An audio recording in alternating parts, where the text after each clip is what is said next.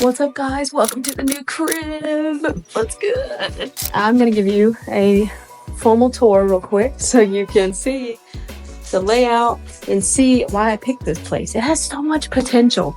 It really does. The location, not as good, but the potential is there. Let's get into it. Both leases are signed. One starts on Wednesday.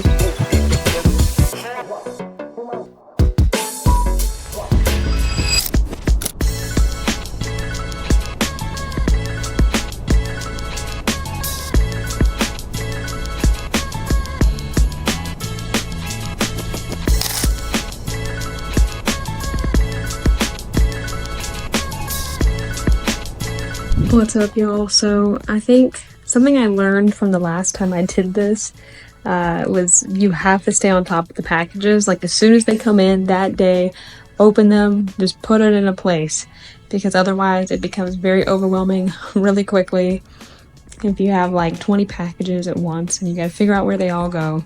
And so now I'm actually doing pretty good. This is all just trash. And then this is stuff that needs to go in the dishwasher, but the dishwasher is broken. That's also something to note. If you, or when you start an Airbnb, you should wash all the glassware, all the cups, all the plates, all the dishes, all the pots, all the pans, all the trays, everything. Because it probably hasn't been washed beforehand. And the kitchen, I would say, is like 85% done, like in terms of buying all the stuff. It's just getting it all organized. There's actually not a lot of like storage here, especially compared to other houses that I have. I always say during the setup process, I'm like, oh, I only have just this or just that. That was so freaky. You see how that looks like eyes? I was like, hello, what the is that? But it wasn't anything, but enough to definitely make me freak out. We are getting through setup. Got the like meat and bones skeleton of it. Meat and potatoes, that's the phrase.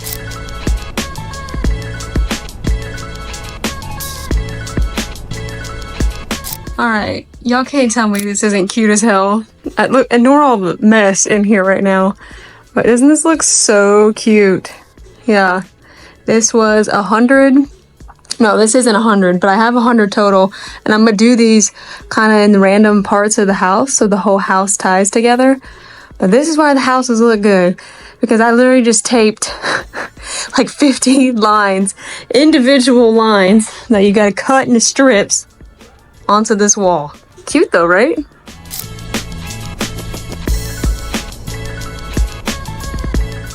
Oh my god, guys, look at this. You see that? We have fire. It took me a minute to figure out how it works because I'm kind of dumb with this kind of stuff, but cute. So today's other project is I have to put down an easy pad, which is basically like a hot tub pad on the ground, so that way the ground is level. I probably could put it on this rock, I think, because it's not pretty small crushed up rock, but I read online that it's probably better to have a pad, so gonna install this 8x8 pad in here and hope that the ground is level enough. Yeah, and then the hot tub should be coming tomorrow, and my dumb did not actually measure the clearance of this little alleyway to see, can the hot tub even fit through there?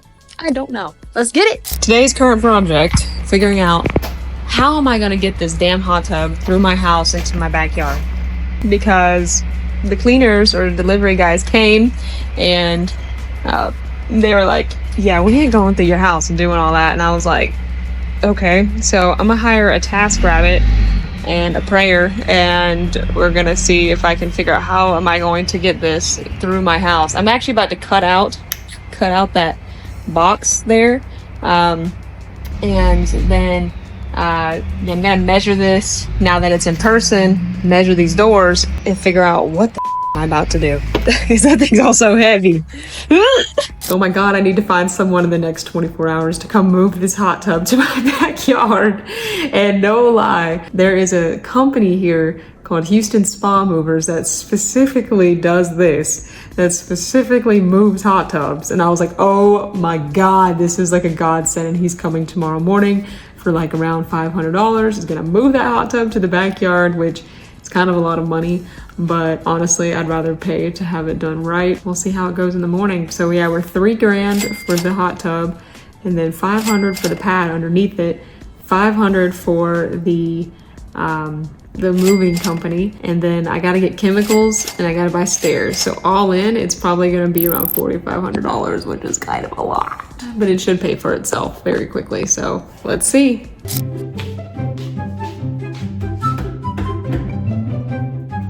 Oh my God, oh my God, oh my God. They had to break this door frame. They had to take off the refrigerator handles. They've already put them back on. They had to take off this door. The door's already back on, just like the frame is what's gone. And then they had to take off this whole door and the frames on both of these sides. So it's like all tore up now. Yeah, I'm gonna have to pay someone to fix that. But take a look. Oh my God, we finally got a hot tub. Yeah, this is the yard so far. We'll have the fire pit there, the lights overhead. It's gonna be such a vibe by the time that I'm done. But yeah, now we just gotta figure out how to even fill this thing up. We got an outlet there. I gotta get that fixed, yeah. What is up, y'all? So this is rental arbitrage property number 3. This is the Lone Star Loft. So again, we launched 2 Houston properties at one time. We have the Lookout, and then this is the loft. You'll see why we call it the loft in a second, but it's so cute. It's kind of giving tiny house, but it's actually not that tiny. It's a 2-bedroom house, so let's check it out. All right, so inside the house, the architecture here is honestly what made me want to immediately sign a lease, because I knew that it had good potential. Not necessarily because of the numbers, but because of the design. So as you can see here, we have concrete floors. We've got the kind of like grayish black countertops, and the roof here is actually wood. So it has all these like modern industrial elements. So whenever designing it, we kind of wanted to lean into that. You'll notice though, like a lot of wood to try to make it look more earthy to like natural whenever there's so much metal and like dark features. So lots of green, woods, earth tone vibes. And in terms of the expenses to furnish this whole house, and this room alone was probably close to $1,500 to $2,000. Right here we have the dining room, and this is actually my favorite piece in this whole house. I love this piece of art. It took forever to come in. I launched a week late, literally just to get photos with this piece of art. It was kind of ridiculous. And if they want, for entertainment, we're gonna steal David's record player because his is much nicer than mine, but I have a record player that's normally here from Walmart, and it's kind of ghetto, but I have little records for all the guests here. And I have this piece of art from Austin as well. The dogs are choosing to make an appearance. Let's say hi to them. It's so hot in Houston today, so they're like, can you please let us in? Why are you covered in dirt? Okay, anyway, so there's 2 bedrooms here, right? When you come down here, here's the kitchen over here on the left. It's very small, and I think that's why this house had a hard time getting rented, because it's made for more of like a short-term or mid-term stay, not someone to live here long-term.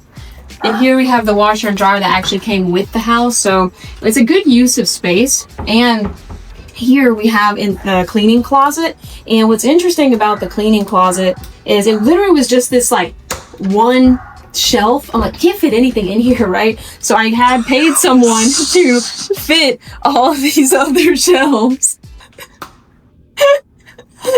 And then down here is the bedroom with access to the outside area. So the beds actually look pretty similar here. And a weird feature about this house is there's actually a secret closet. It's giving like Harry Potter. Yeah, where I keep a bunch of random stuff. Yeah. Random little Easter egg.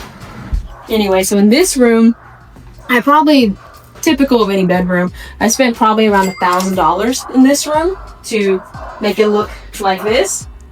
And then if we go outside, I decided to add a hot tub, even though most properties in Houston don't have a hot tub, because they are, I mean, honestly, it's just hot here. It's humid, it's hot. Like right now we're sweating, we look like shit because it's hot. I decided to put a hot tub out here. Because of it being slow winter months, this kind of helped me offset those months and keep revenue roughly consistent throughout the year. We also have a fire pit here as well, because as you know, any property with Peachy Key. We try to have a fire pit, but God, they are such a pain to maintain because trying to remotely operate, you have to pay someone to swap out your propane for you, and not all cleaners will do it. Looking at the whole yard now, really just this and this. So this cost me around $4,000, between $3,000 and $4,000 for this hot tub. That is something with hot tubs that they definitely increase the revenue at pretty much any Airbnb, but you have to be willing to eat the cost associated with it as well, because this actually increased my utility bills maybe $200 or $300 a month on average, more so in the winter months and the summer months. It kind of keeps itself warm.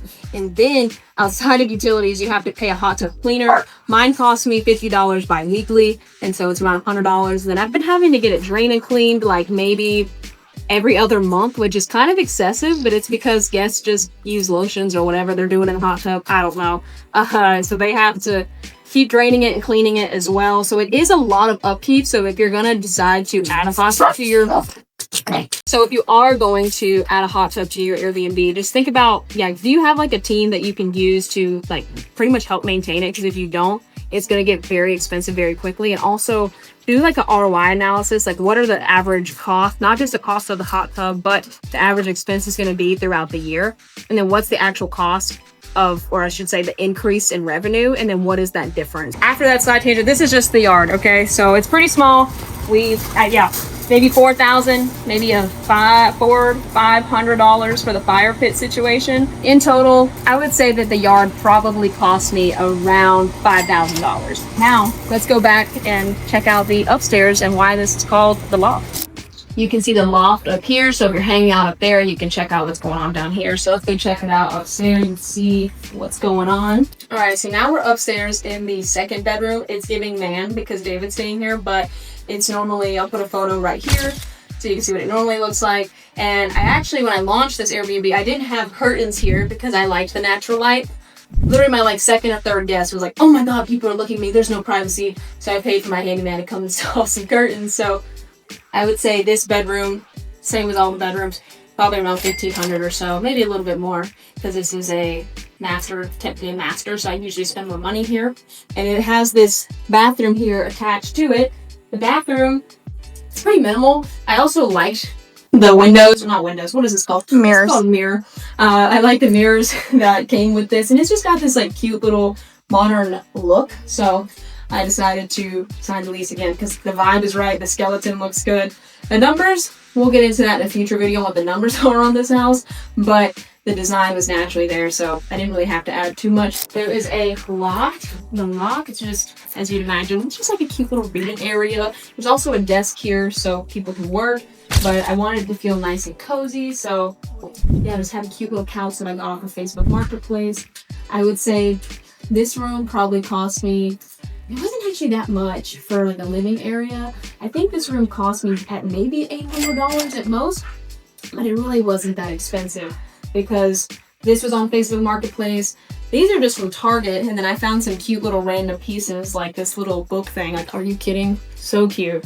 And I also added some things from a local artist. Hopefully this doesn't get this video banned or restricted. And then there's also an area for people to work as well because it's kind of more of a again, a midterm place. People who are working would stay here. All right, so in total, now that you've seen the whole Lone Star loft, I would say this house cost me around $16,000 furnished, which is actually kind of crazy for a 2-bedroom. That is ungodly expensive, but you have to admit it's cute as hell, and that was what I wanted, was people to walk in and to be super cute. And any of the reviews, if you want to see the reviews and look at this property and book it, you can check on the link below where I'll drop the Airbnb link. But pretty much all of them mention the design because it's cute. Definitely paid way too much money for it, but it's fine. It looks good, and if you want to stay here, you know what to do.